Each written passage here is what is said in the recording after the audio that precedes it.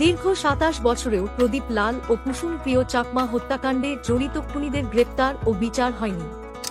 ১৯৯৮ সালের ৪ এপ্রিল খাগড়াছড়ির পানছড়ি উপজেলাধীন লতিবান নামক স্থানে জনসংহতি সমিতি তথা সন্তু লারমার লেলিয়ে দেয়া সন্ত্রাসীরা তাদের দুজনকে নির্মমভাবে হত্যা করে।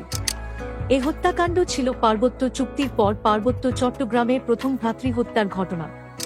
তৎসময় কুসুম প্রিয় চাকমা নব নির্বাচিত ইউপি চেয়ারম্যান ও পাহাড়ি গণপরিষদের পানছড়ি থানা শাখার নেতা ছিলেন। তিনি জনসংহতি সমিতির মনোনীত প্রার্থীর বিরুদ্ধে প্রতিদ্বন্দ্বিতা করে বিপুল ভোটে চেয়ারম্যান নির্বাচিত হয়েছিলেন। আর প্রদীপ লাল চাকমা ছিলেন পাহাড়ি গণপরিষদের পানছড়ি থানা শাখার সভাপতি।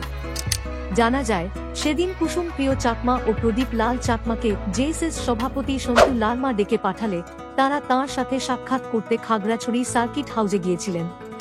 তবে তাদের মধ্যে কি কথা হয়েছিল তা জানা সম্ভব হয়নি।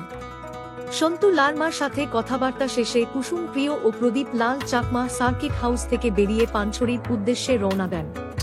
তারা লতিবান এলাকায় পৌঁছলে আগে থেকে সেখানে ওঁত পেতে থাকা জেএসএস সন্ত্রাসীরা তাদের ওপর হামলা চালায় এবং গাড়ি থেকে নামিয়ে ধারালো অস্ত্র দিয়ে কুপিয়ে খুবই নৃশংসভাবে তাদেরকে খুন করে।